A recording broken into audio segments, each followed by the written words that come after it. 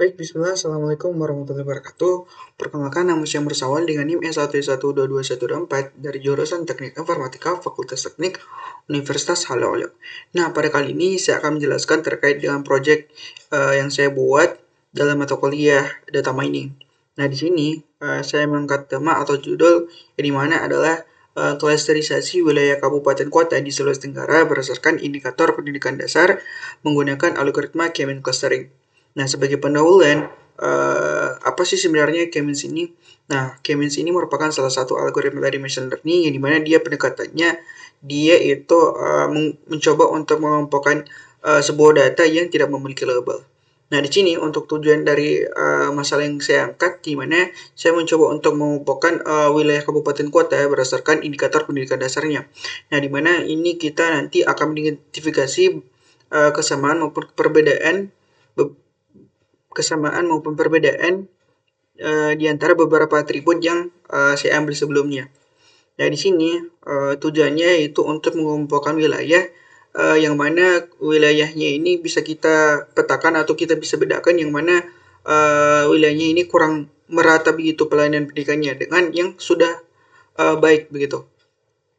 Kemudian di sini lanjut ke dalam langsung ke implementasi codingannya, di mana di sini saya mencoba untuk mengimport beberapa library yang dimana ada NumPy, Pandas, Matplotlib, Seaborn, dan yang terpenting adalah si K-means-nya. Nah, kemudian di sini dapat kita lihat visualisasi awal dari dataset yang saya punya, di mana ada beberapa atribut yang dimana ada sekolah, siswa, mengulang, kemudian putus sekolah, kepala sekolah dan guru, tenaga kependidikan, rombel, ruang kelas, dan status. Nah, di sini datanya saya ambil dari website dari Kementerian Pendidikan Dasar dan Menengah, dari websitenya itu kalau tidak salah portal Satu Data. Nah, kemudian di sini dapat kita lihat beberapa visualisasi yang saya ambil, beberapa atribut yang saya ambil, di mana di sini saya mencoba untuk mendrop atribut status karena di sini saya tidak gunakan. Kemudian di sini saya coba untuk melihat nilai rata-rata, kemudian juga nilai maksimal maupun minimal. Nah, selanjutnya kita masuk ke dalam tahap preprocessing, di mana di sini saya coba untuk menghitung apakah ada nilai kosong di antara atribut yang ada. Ternyata dalam hasil yang saya dapatkan ternyata tidak ada data yang kosong. Kemudian di sini untuk data duplikat juga di sini saya tidak mendapatkan begitu. Kemudian di sini saya coba drop seperti saya bilang sebelumnya, saya drop atribut status karena di sini saya tidak gunakan. Nah, kemudian di sini saya mencoba untuk membuat visualisasi ini mana untuk atribut sekolah ternyata untuk Kabupaten Konawe Selatan itu yang paling tertinggi. Kemudian untuk atribut siswa ternyata jumlah siswa yang paling tertinggi itu ada di Konawe Selatan juga. Kemudian untuk atribut mengulang ternyata jumlah yang paling tinggi juga itu ada di Kabupaten Konawe Selatan. Kemudian untuk atribut putus sekolah ternyata di wilayah Kabupaten Konawe Utara itu yang paling tertinggi dengan angka mencapai 90. Kemudian di sini untuk atribut kepala sekolah dan guru ternyata Kabupaten Konawe itu memiliki jumlah yang sangat tinggi gitu, sebanyak 2.927. Kemudian untuk atribut tenaga kependidikan ternyata untuk Kabupaten Konawe itu yang paling tinggi. Kemudian untuk rombel juga di sini Konawe Selatan yang paling tinggi. Kemudian ruang kelas ternyata untuk Kabupaten Konawe Selatan itu mencapai nilai yang paling tertinggi sebanyak 2023. Nah, di sini untuk visualisasi secara histogramnya dapat kita lihat seperti ini. Kemudian di sini saya mencoba untuk memetakan variabel X dan Y, yang dimana untuk variabel X ini nanti kita akan coba latih menggunakan algoritma K-means. Nah, sebelumnya untuk menggunakan algoritma K-means kita terlebih dahulu mencoba untuk menentukan si clusternya ini begitu dengan menggunakan elbow method. Nah, di sini sebenarnya saya ingin mencoba untuk menggunakan standar scalar. Namun pada saat saya mencoba untuk menggunakan standar scalar ternyata hasil dari Silhouette score untuk clusternya itu sangat rendah. Nah, ketika saya tidak menggunakan standar scalar ternyata si Silhouette score-nya ini meningkat begitu. Jadi saya di sini tidak menggunakan standar scalar. Nah, di sini saya mencoba untuk menentukan berapa jumlah klasternya menggunakan elbow method. Nah, di sini ternyata berdasarkan visualisasi yang ada, ternyata uh, uh, titik yang paling optimal atau nilai klaster yang paling optimal itu adalah di angka 2. Jadi di sini saya menerapkan 2 klaster. Nah, di sini saya coba latih uh, dataset yang saya punya, dan tadi saya sudah petakan atribut X untuk atributnya, kemudian Y, kemudian saya latih begitu dengan jumlah klaster sebanyak 2. Nah, kemudian di sini dapat kita lihat visualisasi dari titik pusat dari setiap klaster. Nah, di sini setelah kita berhasil untuk melakukan pelatihan terhadap dataset yang saya punya, di sini dapat kita lihat hasil dari pelatihannya, di mana di sini untuk angka 1 dan angka 0. Nah, di sini saya buatkan lagi menghitung jumlah wilayah per klasternya. Nah, ternyata jumlah klaster yang paling tinggi itu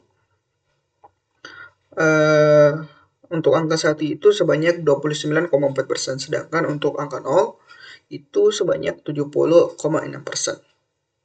Kemudian di sini saya coba untuk visualisasikan menggunakan scatter plot. Nah, di mana di sini dapat kita lihat ternyata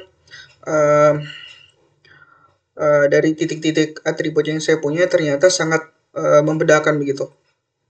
Cukup jauh, jadi dapat kita lihat iterasinya cukup optimal sehingga titik hijau ini tidak berada dalam titik biru ini. Nah, untuk nilai Silhouette score-nya itu nilainya adalah sebanyak 70%. Dapat kita katakan seperti itu. Nah, di sini saya coba buat untuk angka 0 itu saya buat kelas terendah, kemudian untuk 1 itu saya ganti namanya menjadi klaster yang paling tinggi begitu. Nah, ternyata ada 5 wilayah yang memiliki klaster pendidikan yang sangat tinggi, yaitu ada Kabupaten Konawe, Kabupaten Munak, Kabupaten Kolaka, Kabupaten Konawe Selatan, dan Kota Kendari.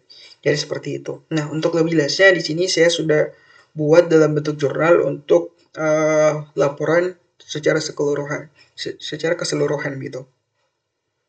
Nah, di sini saya sudah buat mulai dari judulnya. Di sini saya buat menggunakan jurnal dari Semantik. Nah, di sini dapat kita lihat pendahuluannya, yang dimana permasalahan ini saya angkat berdasarkan dimana masih ada wilayah yang memiliki ketimpangan pendidikan yang masih rendah begitu. Masih ada ketimpangan pendidikan yang masih menjadi perhatian dari setiap negara. Kemudian di sini menjadi poinnya adalah semua wilayah ternyata sebenarnya itu tidak memiliki tingkat pemerataan dalam aspek pendidikannya begitu. Nah, kemudian di sini tujuan dari penelitian diharapkan bisa memberikan informasi terkait para pemangku kebijakan dalam merumuskan strategi peningkatan mutu pendidikan secara lebih tepat, sasaran, dan berbasis data. Nah, untuk metodologi penelitiannya di sini saya menggunakan pendekatan KDD atau Knowledge Discovery in Database. Nah, untuk datasetnya sendiri saya ambil dari website resmi dari Kementerian Pendidikan Dasar dan Menengah pada tahun 2024. Nah, di sini ada beberapa tahap dari KDD atau Knowledge Discovery in Database. Yang pertama data selection, di mana kita mengambil data dari websitenya, kemudian kita melakukan pre-processing mulai dari cleaning. Nah, cleaning ini tadi dapat sebelumnya saya sudah jelaskan terkait dengan bagaimana kita menghapus data yang kosong, kemudian juga menghapus data yang duplikat. Kemudian kita ada transformation. Nah, sayangnya di sini kita tidak melakukan standard scalar untuk merubah nilai yang ada pada setiap atribut. Nah, proses data mining untuk meneliti model, kemudian evaluasi untuk mengidentifikasi pola-pola yang ada dalam si modelnya, kemudian ada knowledge atau pola-pola yang dapat kita dapat dihasilkan begitu, kemudian juga dipresentasikan kepada pengguna.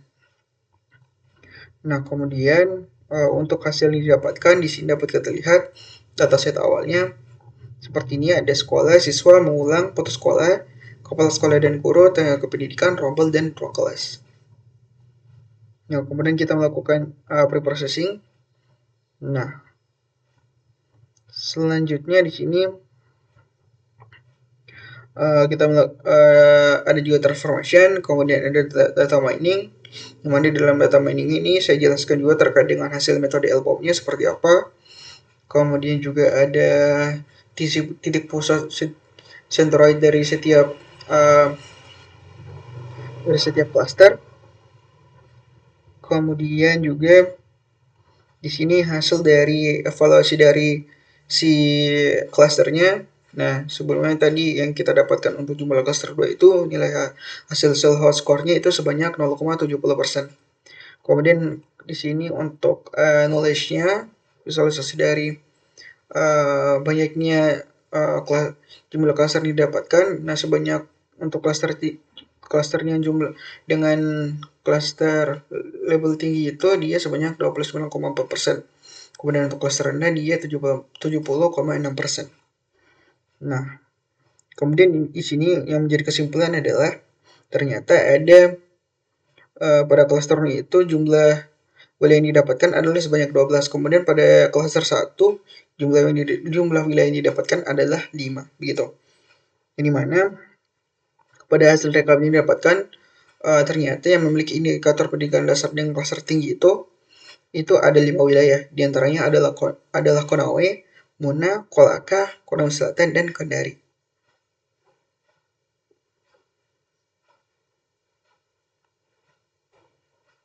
Kemudian di sini yang menjadi saran kedepannya diharapkan kedepannya bisa menggunakan algoritma yang berbeda.